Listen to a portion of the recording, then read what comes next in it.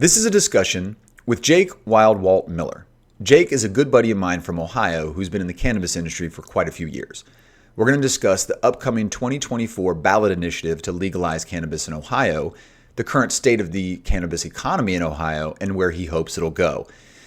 I hope you enjoy the conversation. Be sure to like, share, and subscribe, and we'll see you next time. Be blessed. Cool. Thanks for joining me, bro. And just tell everybody who you are, where you're from. You're calling from Ohio. We're chatting. So introduce yourself to everybody. Okay. My name's Jake. Born and raised in Dayton, Ohio, as our fellow host was. Wow. Dayton, You weren't born in Dayton, were you? You were born in California, right? I grew up in Dayton, though. You grew up in Dayton, though. Yeah, I Correct. moved there when I was like 6. Yeah. Uh, I am an ex-trapper. I've been in the black market cannabis game. Well, used to be in the black market cannabis game from about 2006, 2007, up until around COVID. That kind of changed the world for everybody.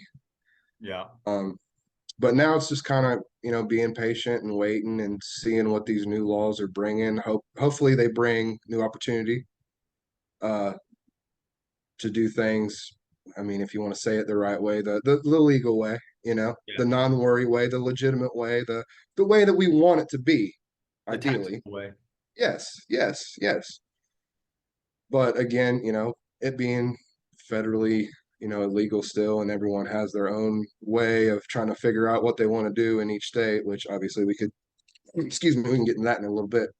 Um, but yeah, uh, it's really, really, really crazy to me that, once kind of COVID happened, and then we started seeing the inflation, for lack of a better term, and the price of everything kind of going up and going up and going up after it was already, lots of stuff bottomed out during COVID, and then it went way up past where it ever has been. The price of anything is higher than it ever has been. Well, most people don't know, in the black market cannabis world, the price has done the complete opposite since COVID.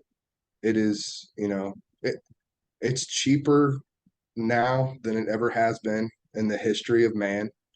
And lots of people that aren't aware of, kind of what goes on and on this side of things just think that, oh, they're going to the dispensary and they're paying, this price. Well, the dispensaries can kind of, in Ohio, since there's not that many people that actually run them, they can kind of like keep the market price kind of like where they want it. And over the last couple of years, they've lowered it a little bit. They just want to give people the opportunity to have all these different price points to be able to, get and consume whatever they may please. Um, and I think that kind of affected the market a lot too. They started lowering their prices because of, obviously supply and demand. When you have an oversupply constantly, you're going to have to drop your price, drop your price, drop your price. That's with any market. So, if the legal market is dropping, most people don't realize that the black market really dropped because they have to compete, of course. Um, and I've watched just over the last couple of years, it turned into more of the industry thing instead of the community thing. Like when I was younger, I'm sure, you lived out west, before, COVID and stuff. It was like a community. Everyone was trying to help each other and be there for each other and appreciate the plant for what it is and make sure that it's of high quality, and it's done the right way. It's not strictly being grown for profits, like Mhm. that's the I'm the I might have been in that side of the world for a long time, but I wanted to help people too. I have some severe mental health problems. I'm bipolar type 2. I have major depressive disorder and intermittent explosive disorder as well. I've been diagnosed since around 2004, 2005. So I was 14, 15, if that gives you guys um, a little bit of background about me. I'm 33 now. Obviously, we all have our good days and our bad days. I've managed the best I could. And I noticed when I was about 14 that when I would wake up, if I would consume, you know, at least a little bit, smoke a bowl. Lots of times I was rolling joints before I would go to school. it at least got me into a mood to where I could feel more like myself, which allows you to be a little bit more relaxed. And when you're relaxed, it's easier to pay attention and learn and absorb things. When you're stuck in your head thinking about all this other stuff, thinking about adult stuff, really. And, I'm just a 14-year-old kid just trying to like get through school. Mhm. Like I could barely even get the motivation to even want to go. And I was a great student, as long as I applied myself. I even had, I'll never forget having a teacher when I was a senior. My government teacher, he asked me right towards the end of the year, like, so why don't you ever really write any of your papers? Because the ones you turn in are the best ones I've had all year. And I was just like, I told him kind of what I deal with. Yeah. And he's like, understandable, but just know you can write a hell of a paper. And to me, I'm like, what? Like, really? So that made me think in my head, well, obviously I have a lot more knowledge and a lot more capability than I think I do. But again, that's just kind of dealing with that whole mental health thing. I think we kind of all struggle with that, who we are and what we want, and not letting our feelings kind of control us. But not everyone has that capability, and dealing with the particular issues I have, which, they run in the family, and, some other family members have dealt with the similar issues. It's a struggle. It's a battle, man. It's been one hell of a battle for, the majority of my life. And that, severe of, an issues is lifelong. You have to learn how to manage the best you can and constantly adapt, because not everything works forever. We all have to change and adapt. Doesn't matter what it is. So just being young, without cannabis, I wouldn't even made it through high school, man. And most people think, oh, stoner, don't do anything. Like, no, if I didn't consume, I didn't even want to go to school. Yep. I didn't even want to go to school. I'll never forget being, 14, 15, rolling my little commercial joints, in my bedroom, and I could open my window up and light it and smoke as much as I could without like coughing, hoping they didn't hear it or smell it, which, they smelled it. They heard me coughing, but I Whereas had, I was out there you doing know, the same thing. yes, yes, yes. And I grew up and I had the best family ever. Like my parents still love each other to this day. They never hardly fought. They always showed up for us kids. They supported us through anything. My siblings, I have two older siblings. Our co-host might be familiar with my brother. I know him a little bit. The most supporting, cast per se that you could ask for, and thank the whoever you want to thank, because without having that, man, it, Lord knows where I would have been, and they've always supported what I've wanted to do and how I wanted to kind of go about my treatment. Obviously, once I was an adult, when you're a kid, no one should be making really any decisions about that when you're a kid. Like that should be left up to your parents. They know best. When you're 14, you don't know shit. You don't. So, um, When and you're just, 24, you don't know shit. yes, yes. And just kind of over the years, I, would dabble in sales and whatnot. And of course, it's lucrative. Lots of things are lucrative, but the relief I got from it, it was kind of like killing two birds with one stone. Like, hopefully I'm helping somebody feel better like it helps me. And if you can make a couple bucks on the side, cool. And then over time, I even got into, the edibles and making that. And that's when I really, really started to enjoy the part of making people feel better and not so much worrying about the money. Because again, it's not about the money. It never should be. We can talk about that in a little bit. But, I had a friend of mine named Jason. I'll never forget it. It almost kind of was a little emotional. His mom was diagnosed with cancer. And I remember him calling me like, hey, my mom is sick as hell. Can you make her some edibles or something, bro? Because she needs it bad. And I'm like, I was kind of shocked. I'm Hell like, yeah. of course, of course, of course, of course. Um, and she loved it. It helped her tremendously. Even he was like, dude, through chemo, bro, like that is the only way that she could even eat, sleep. She was living with him at the time while she was going through this. And he's like, bro, thank you. So, and I, of course, gave it to her. Like, that's the whole Right. point about this is, yes, It's in. everything has a cost and a price, but what people fail to realize is when we keep this a community, when it comes to helping somebody, it ain't about nothing. I would feel way better giving this to whoever in that particular situation or scenario and hoping and praying that would help them, then I would even worry about getting a dime back for it. I mean, that's the last thing on my mind, anything off of it, you know? And That, that's what I think, the biggest thing that's happened in the black market, the caregiver market, kind of, up north in Michigan, where I have a lot of networking. I know a lot of people. They still do a lot of things and kind of involve me into it as much as they can. With their whole, it's way different up there. They've had recreational cannabis and medical cannabis for way longer, so it's a completely different scenario. But even lots of people up there have kind of lost that. It's more like industry. They want to be the best and the first, and they want to make all the money, and they want their face to be on everything. And it's like, guys, ladies, let's enjoy the plant, appreciate it for what it is. It's supposed to help people in all aspects, not just help your wallet, yeah, you know? that's the American version of the plant, the Yes. intention of the plant and the existence of the plant. The whole point of its existence is what it's doing, is it's helping people. and Yeah. and that's what you said is very interesting about the caregiver and home grow, because in California, when it did go recreationally, it was medical for a while. But once it did go recreational, they stopped. Prop 64 made it illegal to gift people cannabis.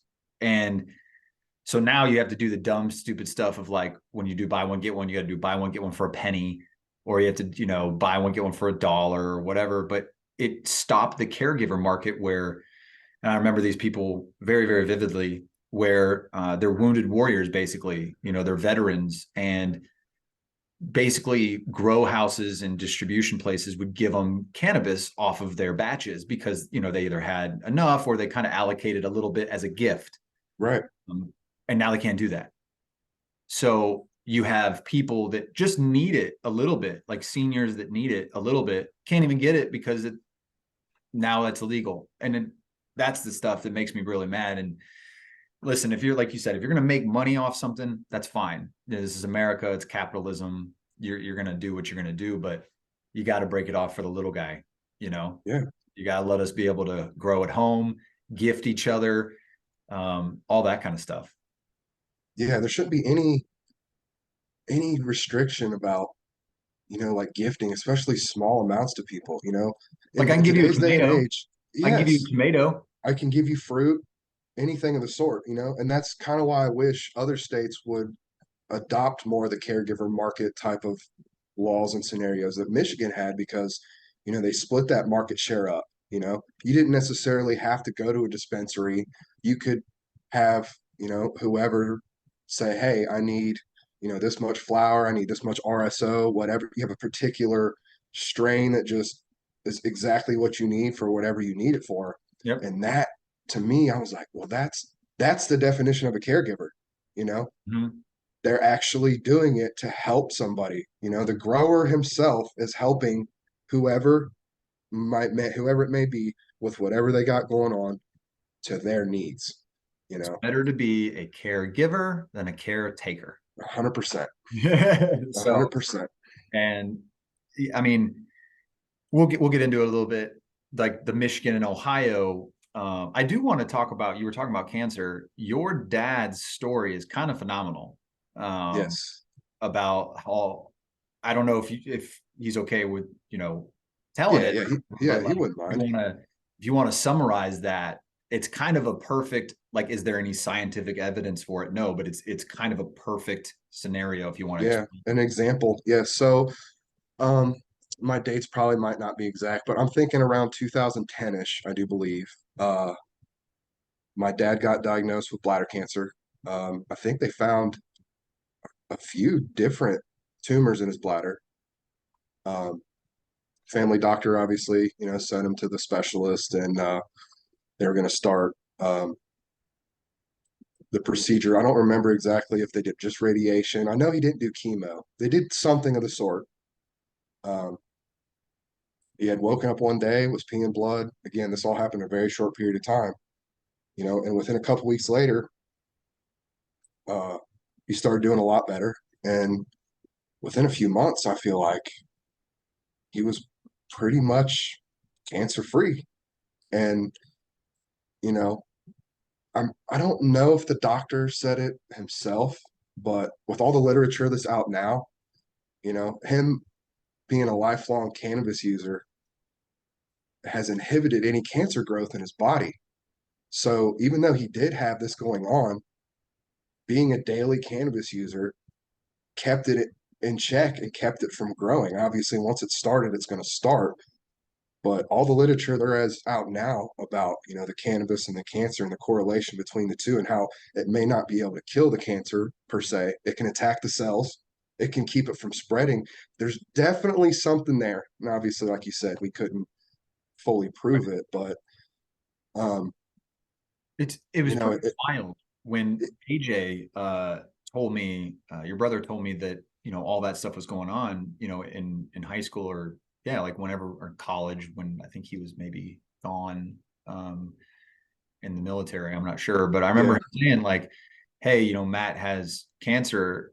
They found a bunch of it around, but the doctor said to him like, hey, kind of like you said, I don't really have, my hypothesis is, since you consume, he would smoke, right? He would smoke. yeah, yeah, Since you consume and smoke so much cannabis, that the only thing in my hypothesis, just observationally, I'm not a scientist, but you think about the tar that enters, right?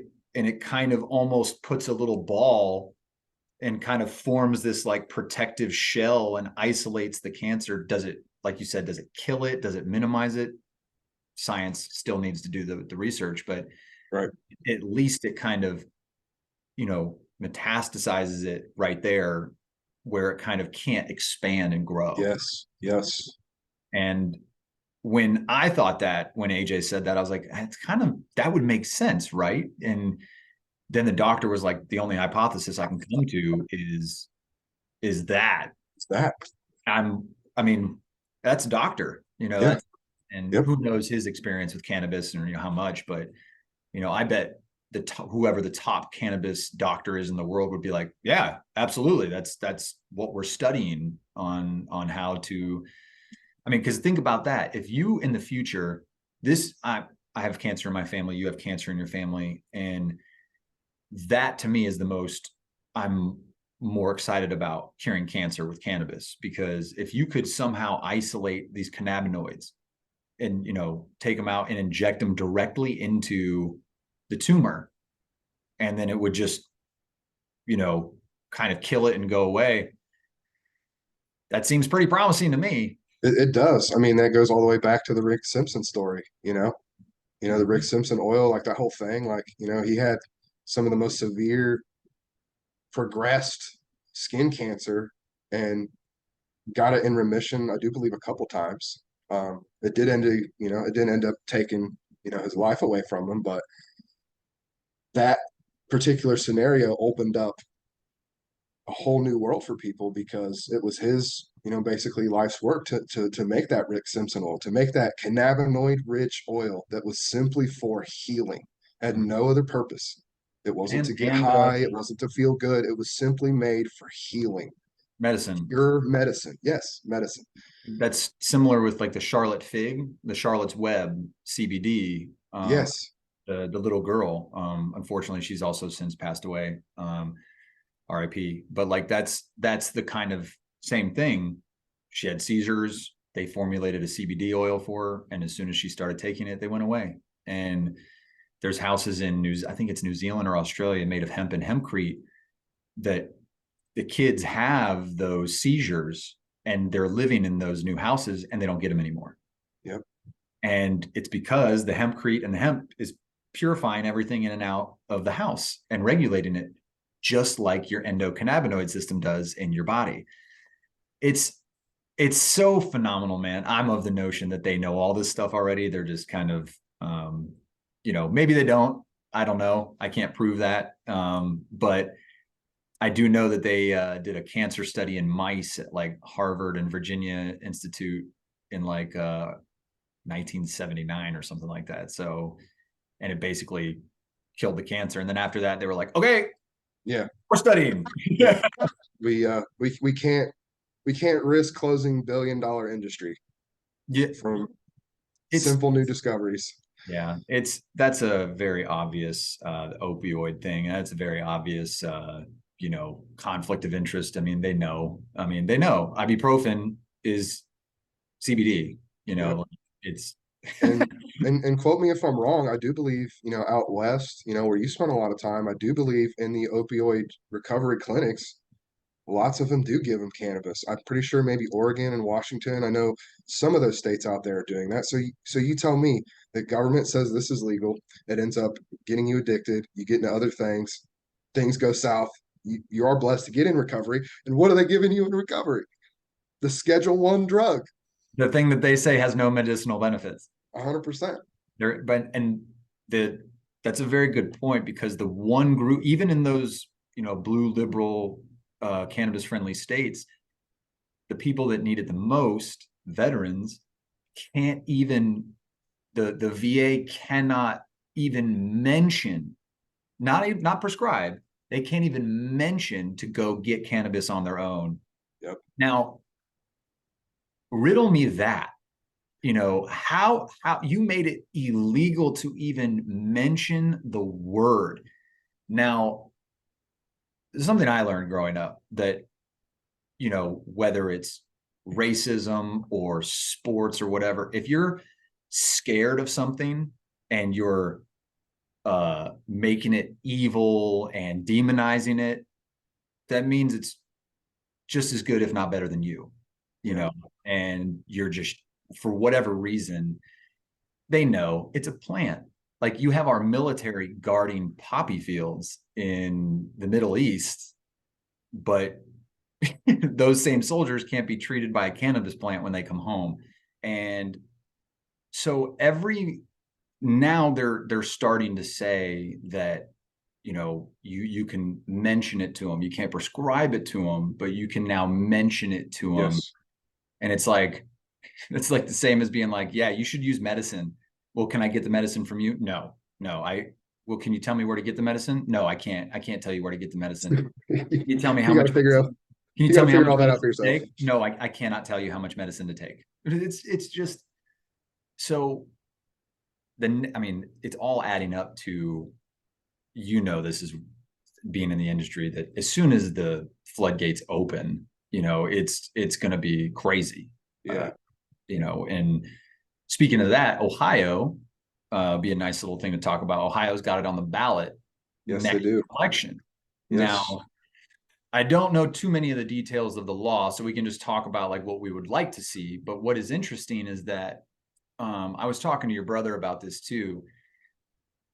A lot of states that have these ballot initiatives, while I'm all for them, like obviously there's things we agree with and don't agree with on the ballot, initiatives.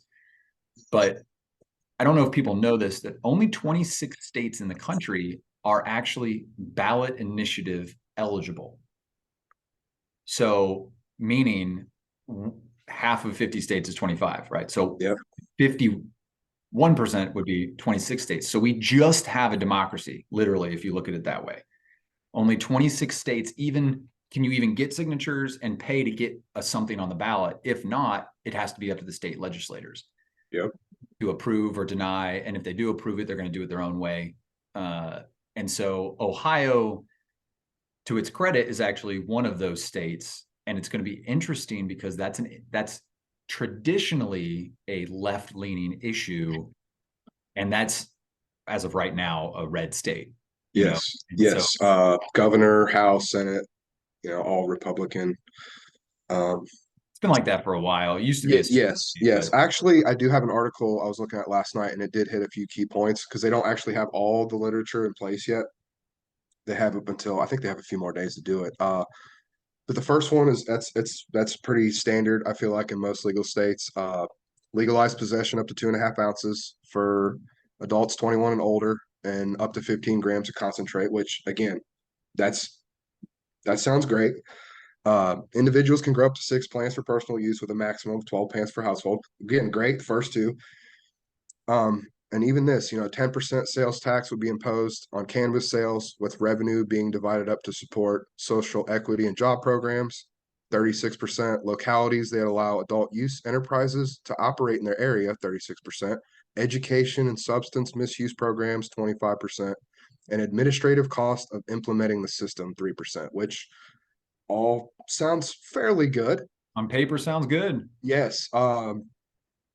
Here's one it's I'll just go ahead and say it. Division of Cannabis Control would be established under the State Department of Commerce. It would have the authority to license, regulate, investigate, penalize adult use cannabis operators, adult use testing laboratories, and the individuals required to be licensed, which is most likely a good thing, as long as they don't overstep their power, like I know is a big thing in other states, where they're constantly looking, and people end up being legit. Anyways, and here's one thing which I don't really like personally. Um, the measure gives current medical cannabis businesses a head start in the recreational market. Regulators would need to begin issuing adult use licenses to qualified applicants who operate existing medical operations within 9 months of enactment.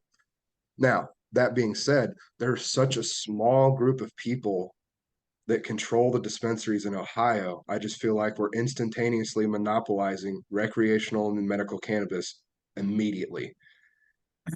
There's no caregiver market in place here like there has been in Michigan for I couldn't even tell you how many years, several years. And it just so much control. And again, yes, we're allowed to have it, we're allowed to grow it, but there's nothing that talks about gifting or any caregiver, however you want to word that, like market share per se. Yeah. Like, there should be opportunity for people, kind of like a farmer's market, kind of like there is in other states where you kind They of go just opened to one in New York. yes, you can kind of go to a thing, that's set up much like a farmer's market. You got flour here, you got concentrates and edibles and all these different people doing all different ways. And you can go meet and see who's growing it and extracting it and who's And making it, talk to not them. just, yes, talk to them, and appreciate each other like I feel like it should be. There's a couple more points they listed on here. I can bring those up too. Let's see here.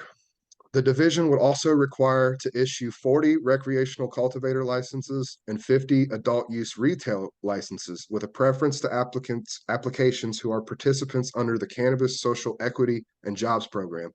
It would authorize regulators to issue additional licenses for recreational market 2 years after the first operator is approved. Which they just mentioned the Cannabis Social Equity and Jobs Program, and that directly affects me. I've been waiting for that. They haven't really put that in place yet, but most people don't know. Up until May of last year, I think it might have been June. If you had any prior cannabis conviction, even misdemeanors, you were disqualified from entering the medical cannabis industry whatsoever. You can't be a salesperson. You That's the can't be trap game. nothing. Yes. That's the So real trap game. that them putting that in there is good, but I almost feel like that's a trap because that should have its own separate thing about how quick and fast we're going to implement that. Not let's give They should expunge it all before they even issue them. exactly. And I'm pretty sure the next point it talks about that too. Let's see here. What's this next one say? Individual municipalities would be able to opt out of allowing new Yeah. recreational cannabis companies from opening in their area, but they cannot block existing medical firms even if they want to add co-located adult use operations. Employers could also maintain policies prohibiting workers from consuming adult use cannabis products, which that kind of tends to be a pretty popular common thing. I feel Yeah. like once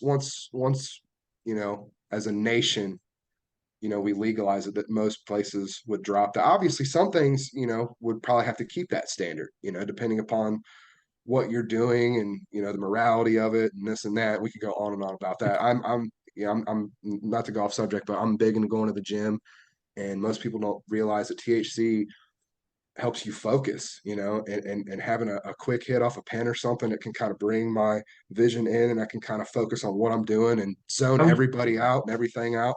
I was just watching, I was falling asleep to Sherlock Holmes, the one with Robert Downey Jr. And Yeah. you know when he does his like fight scene, it like slows down and it goes Yes.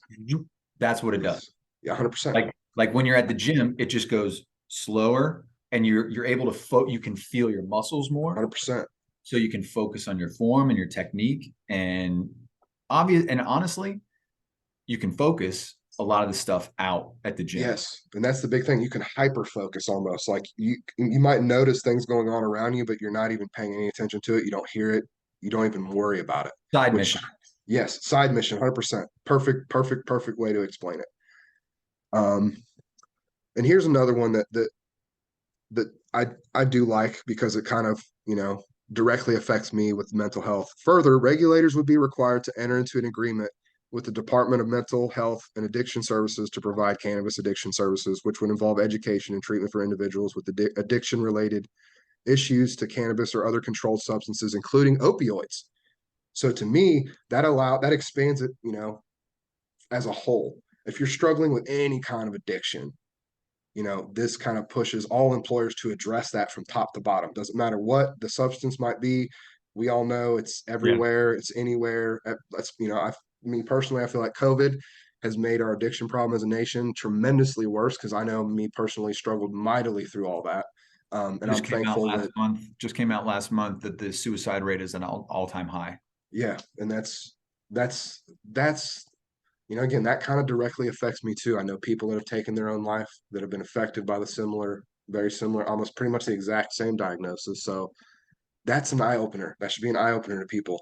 If there's so much opportunity in this world now, why are people doing this? That Question. that's needs to be addressed. There's more opportunity in this world now than there ever was, but Good point. more people are killing themselves than ever. So what is going on here? What's going on here? Um, Social media last contributes. yes last there's one last pinpoint and then we can kind of dive into some other stuff. Yeah. With respect to the social equity, some advocates are concerned about the lack of specific language on automatic expungements to clear records of people with convictions for offenses that would be made legal under the new legislation. That said, the measure does include a provision requiring regulators to study and fund criminal justice reform initiatives, including expungements. So at least they're putting it in there like they're gonna do it. But like, a lot of people or whoever wrote this particular article, this was all cited by marijuanamoment.net. Yeah. I'm It's a not, good site. yes. So I tried to pick,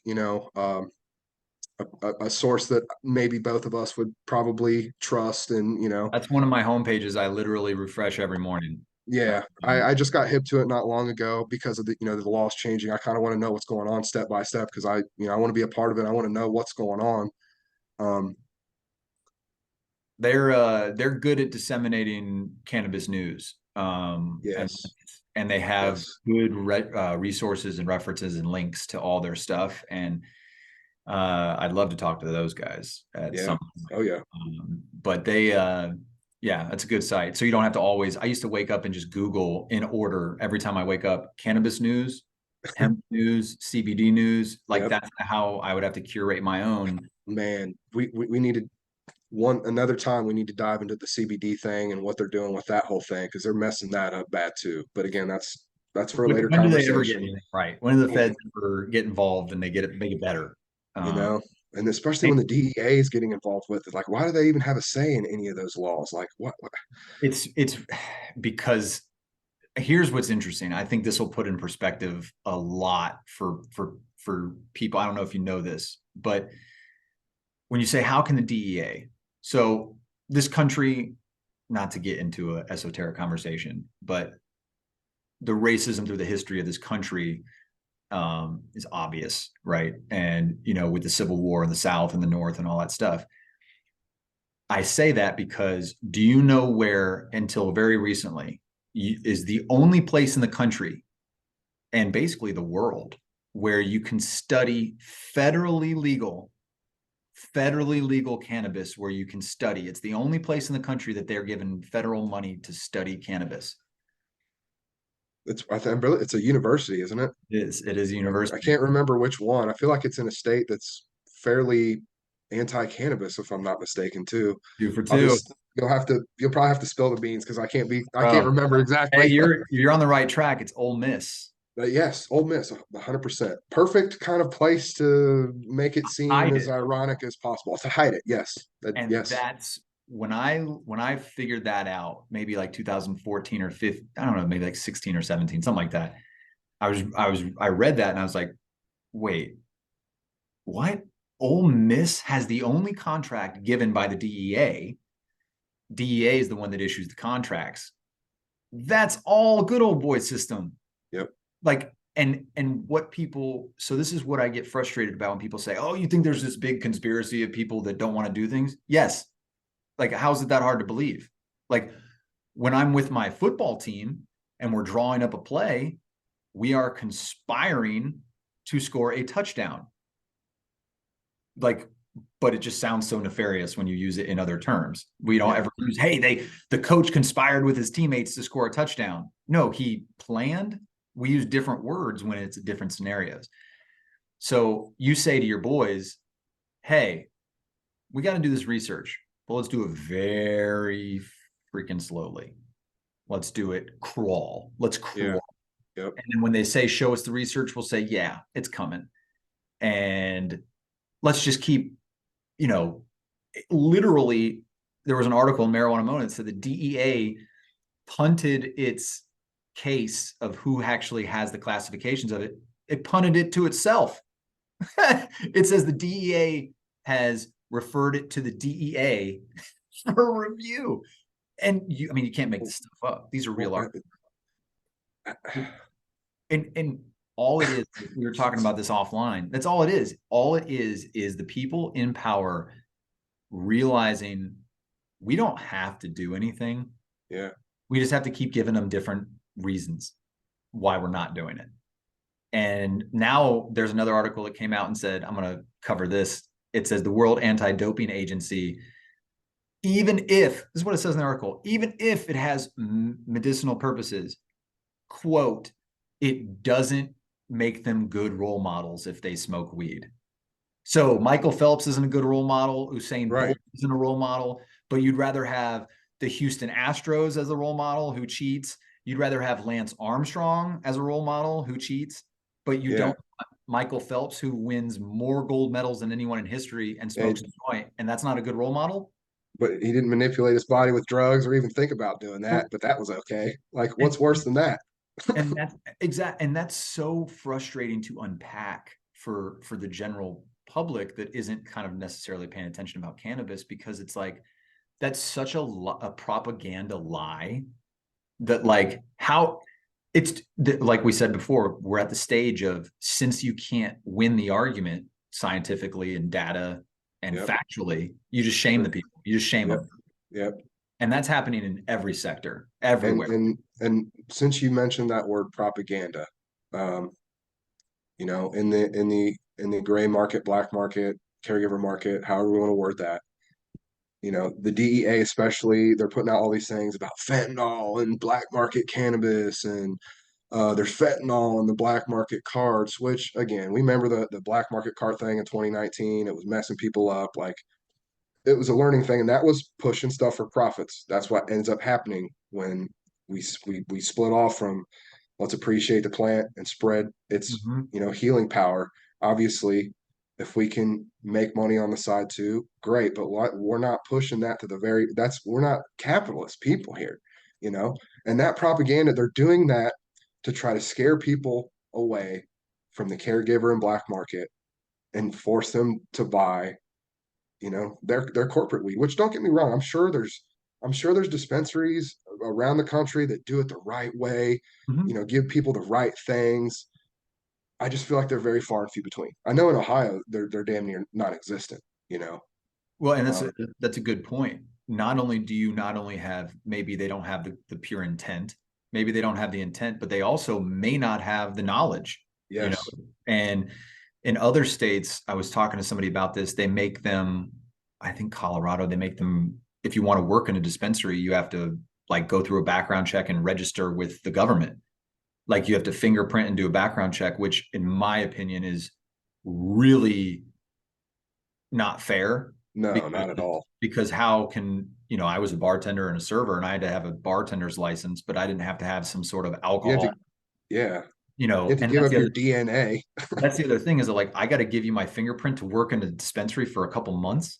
Like, that's not fair. And as much as I have my own problems with the NRA, the enemy of my enemy is my friend, right? Where there's a Supreme Court case, it's going to go to the Supreme Court, where they said medical marijuana users cannot buy firearms.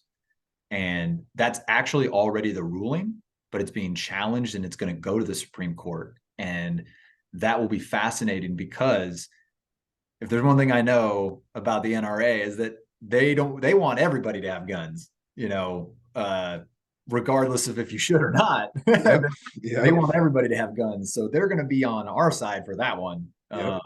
And on that issue, I'm with them 100% because what does using medical marijuana have anything to do? Now, I understand if you go, if you're deemed a threat for other reasons, right? Like that's different. But if they want it treated like alcohol, which is what everybody says, I want it regulated like alcohol. Let's do it like alcohol. Okay, but I don't have to register my fingerprints to be a bartender. No. No, I don't have to do that. I don't have to register with the government. Or, if you're starting a business, if you're starting a cannabis business, like you said, they're not going to issue you a license based on your convictions, like when they haven't even had a chance to expunge them yet. Right. So like you said, we're in this weird time in I mean, everybody knows we're in a weird time in history, but we're in a weird time in American history when it comes to cannabis in the sense that there's so many different rules and regulations and laws, and especially with the Delta 8 and the THCAs and Yeah. And that we need to dive into that one time too, because the hemp, that's a whole different the conversation. farm bill was great, and now they're literally like reverting back, Yeah. changing all, and if you're not following it and watching it, you have no idea. I've just kind of learned about it here lately, and I'm like, what are they doing? They're trying to like crumble the hemp industry. It's like, Well, bingo. So what you just said earlier about the market for cannabis being lowest it's ever been. I was telling your brother about this too. In my opinion, if you had to, I mean, when do you buy stocks? When they're down, right? yeah, Buy them when they're up. At least majority of people don't buy yeah. them. If you're gonna sell, that's when you would sell, is when they're up. You buy when they're down. You buy when they're They're, down. And yeah, so since it's at an all-time low, people watching or yourself can Google all these multi-state operators, these MSOs are kind of selling. They're losing money. They're now one can make the argument that was always the plan, was to just survive long enough. It doesn't matter what your bottom dollar says, just survive long enough and someone will buy you. Hey, guess what? It's going to be my friends that buy us. Just hang out. One can make a case for that, but there's also points where, like, if you're a small business in Ohio or Michigan, I think you have to have like $250,000 cash.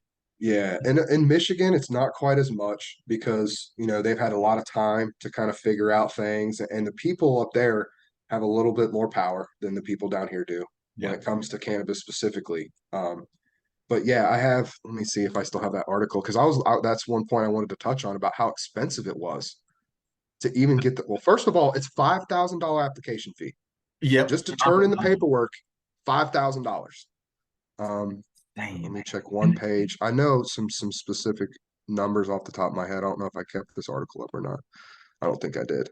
No, Yeah. that's just this. This was an article yesterday about the GOP being split in Ohio about what they want to do with it. But the governor said he doesn't want it. The Speaker of the House said they didn't want it. So again, we can Well, dive into that. their donors said they didn't want it. Yes, yes, They but just yes. So pressed it. so back to the dispensary. I'm pretty sure it's $5,000 just to turn in the application, and then it's $80,000 to purchase the distribution license, and it's another $80,000 to purchase the grow license. So you have to invest $165,000 just to say I'm legal and I can do this Before you even open, before you're before you even, even think about. And to give you but an you haven't even example bought the about, building yet. You haven't bought the no, retail space. Like, none of the logistics have been figured out at all. That's just saying I'm legal to do this, which, I mean, depending upon what state you're in, it costs a lot less to say that, yeah, Um, and I know in Michigan,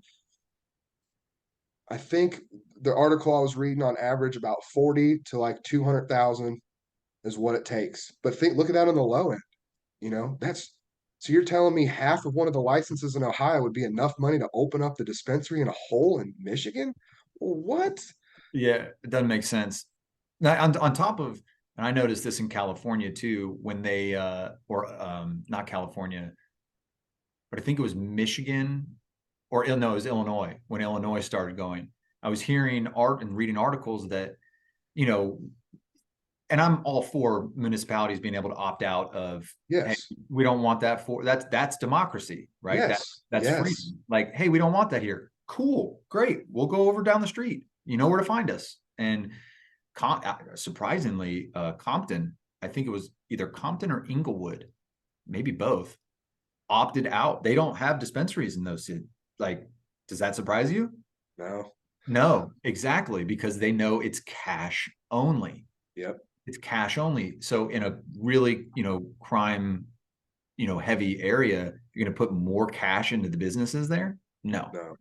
Now, the second they can bank, they left themselves an option to opt back in Yes. later once they change the banking laws. That is smart business. Yes. That's smart. That's the way it should be. Hey, listen, you don't want it here, and Texas was going to be able to do the same thing too. They were going to make it to where local municipalities could opt in or out of decriminalization, not necessarily legalization, but they could opt in or out to decriminalization.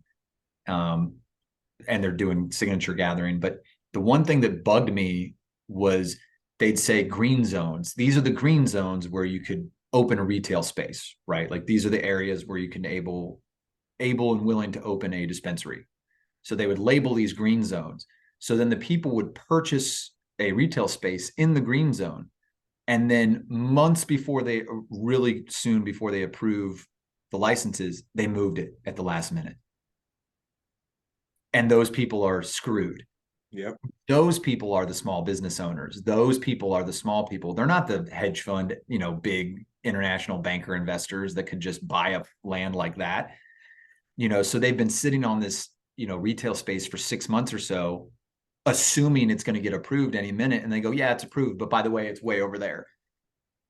And that's the stuff that just makes me fume. Yeah. That It's just you makes me, squeezing out the small man in every aspect of it. Like before the market even opens. before you even have an opportunity to do anything. Yeah. And that's what we were talking about. I'm glad a while ago when Nick Lachey and his, group of people tried to do legal marijuana in Ohio. I think it was 2016, 16, yeah. 2016. People of Ohio rejected it. And they said no, because they realized it would have only been those four growers forever, basically. It would have, like you said, it would have monopolized the industry from inception and not even had, that would have been, I was really worried that was going to pass, but I'm glad that it didn't. Yes. For Yes. multiple reasons. In a state like Ohio, you can have that. California, they passed Prop 64, didn't even ask a damn question. They were like, "Oh, legal, yeah, let's do it." Yeah. Which No, literally that's Prop 64 gave Gavin Newsom 100% control of every penny from tax revenue. That's wild. yeah, it is. And he's not exactly using it in the right way, to say the Well, least. when that much power is given to one person, it better be a tremendous person. But as you know, the more capitalistic a person tends to be, the less they really give a shit. You know who we should give the power to in all these is the person sitting in the corner that doesn't and want it. That's who you should give the power to. Yes. The person who Yes. doesn't want it, not the person who's begging for it. Don't give that person power. What are you thinking? Like they're going to turn into an evil fucking Yeah, Marvel. they're gonna abuse. They're thinking of ways to abuse it as they're begging you to give it Yeah, to them. they already know. They already know what they're planning on doing. So please, please, please, please, please, let me have the power. So it is going to be interesting to see the turnout of that vote in Ohio. So we're going to have to connect a little bit more. Yeah, I think it's supposed to be on the ballot in November, and they said if it does pass as quick as the first week of December, they can start implementing the law. Which again, the articles I've read, it looks like the whole entire state government is anti-recreational cannabis. So I don't like that fact. But again, some of these other fine details definitely need to be figured out before we just say, okay, Yeah, let's just go ahead and do this. Like we can't have 8 pinpoints right. for a law of that significance when it Yeah. affects so many people from top to bottom. And, you know, Ohio is it's a poor state. Like this is a state that should be putting that small business thing to the forefront. You want people to start coming back here. Everyone's left. You know, when the car manufacturers kind of went out, the city I live in especially, like people left. You know that everyone, as Dude, time has went on, it's just run down out here now. No one wants to come here unless you don't have a lot of money because it's cheap to live here. That's like the only benefit to coming here. But it's not like you're coming for the scenery or any of that. Like some of the what are school you gonna systems do? are great and excellent, but again, when there's no opportunity for people to really grow for the Yeah. majority, it it's hard for people to want to even come here and live here and be here unless they're just, obviously we go back to what we were talking about off camera about being stuck and not having time to worry Mhm. or think about yourself. But you know I know some of the best farmers markets I've ever seen have been in Ohio.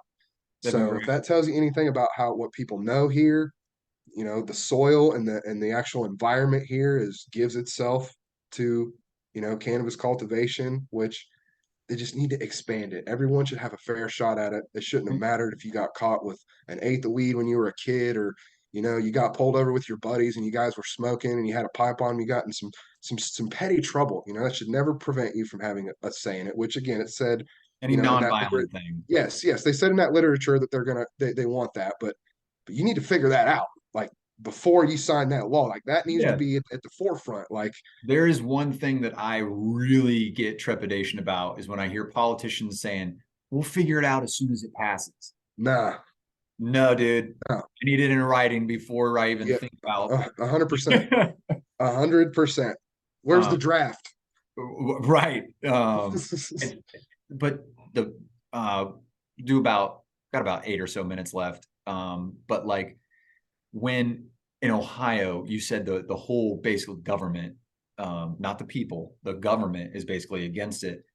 I would love to sit in a room with no Democrats. Well, now they're probably the same anyway. Put them all in a room and say, listen, y'all want to be reelected? How are you going to get reelected? Tax revenue, you're going to do create jobs, all that political hot button issues and stuff.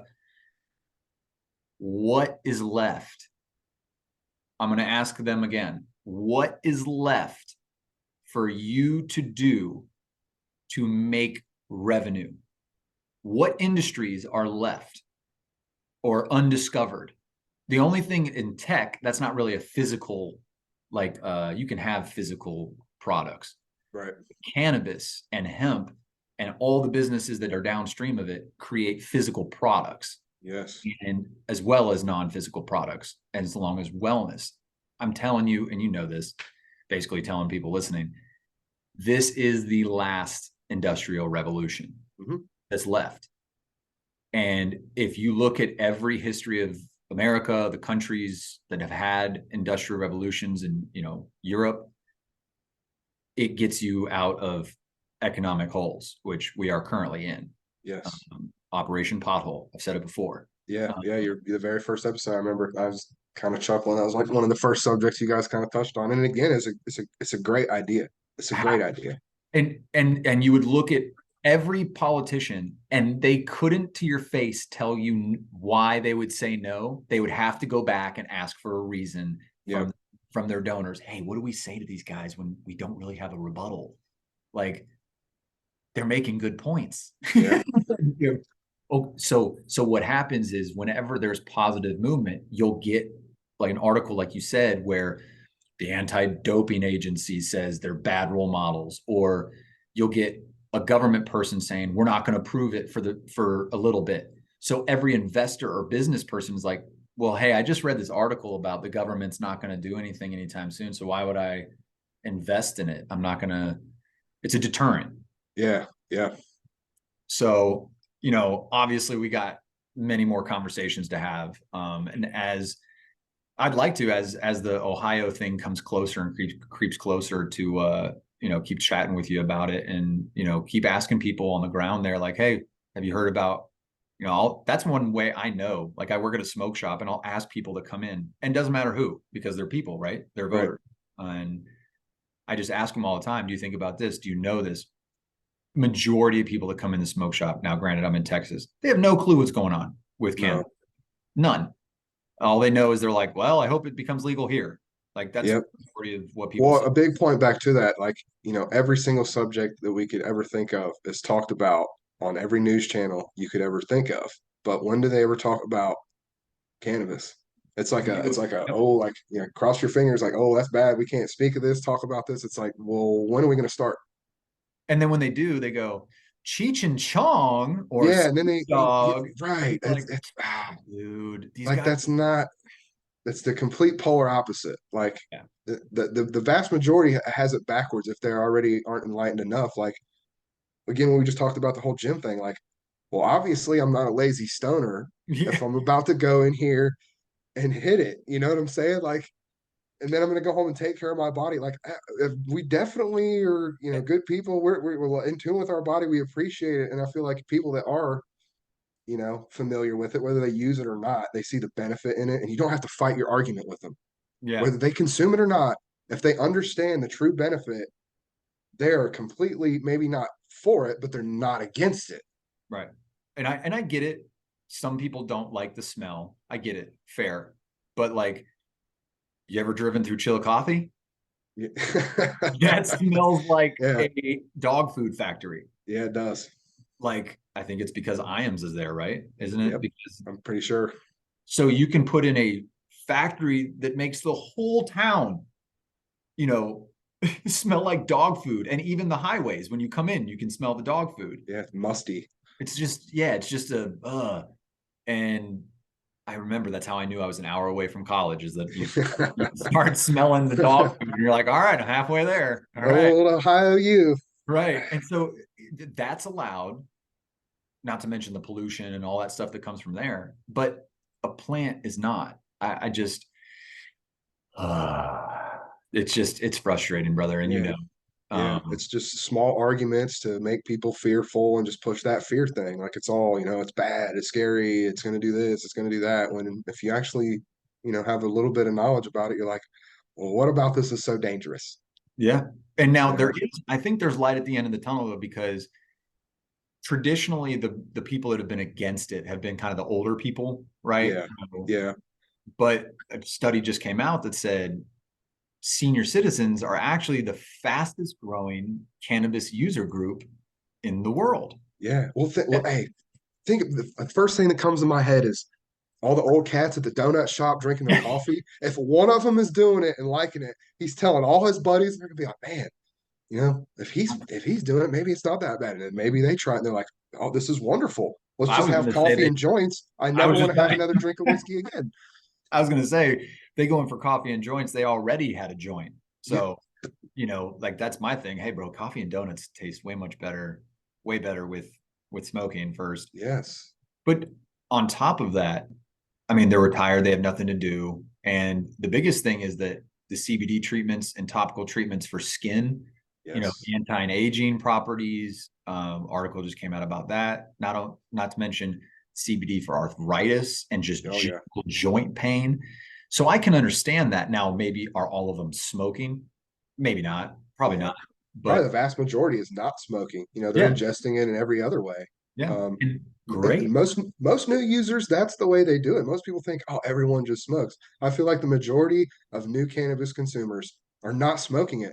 They're No, eating it, they're vaping it. They're nowadays, the drink thing is just taken off, which I I'm I, I'm I telling love you, it. I'm It's telling you, amazing. those drinks, and I don't even have one now. There's these things that they have in Texas called the Tejas tonics, and they're very mild. They're only 5 milligrams of THC and like 10 of CBD, but they're great to sip on, a little Yes. something. But when I lived in LA, I'd have those little drinks, the 100 milligram drinks that were awesome, It's sativa like high protein. Kool-Aid. Yeah, it's just like lemonade. And so I would put it in my flask, and then I'd go to a bar and I'd order a club soda. See, and that's a perfect way for someone that I doesn't figured it drink, out. can't drink, whatever it is, to go in that environment and still kind of fit in, blend in, and it not be No an one issue. No knew. one's thinking twice. No one knew I, exactly. I had a club soda which looked like a drink, and it either looked like a vodka tonic or like or whatever. But yeah, man. So let's wrap this up. We got about a Okay. minute left. Yeah. Tell everybody where to find you on Instagram and things like that. Yeah, you just look up Wild Walt on Instagram. Um, it's kind of, we kind of got our edibles thing, in the works, waiting for certain laws to change. But the character itself, the whole brand, I've been a wild guy my whole life, so I want to bring wild happiness, wild Yeah, potency. Like I want you to feel the plant for what it should be, and it's a great thing. It's an amazing thing, and people have no idea about how good people's lives are going to be when this is easily accessible to the vast majority.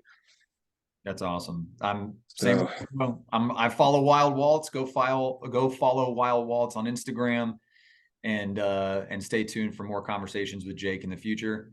Buddy, I appreciate you.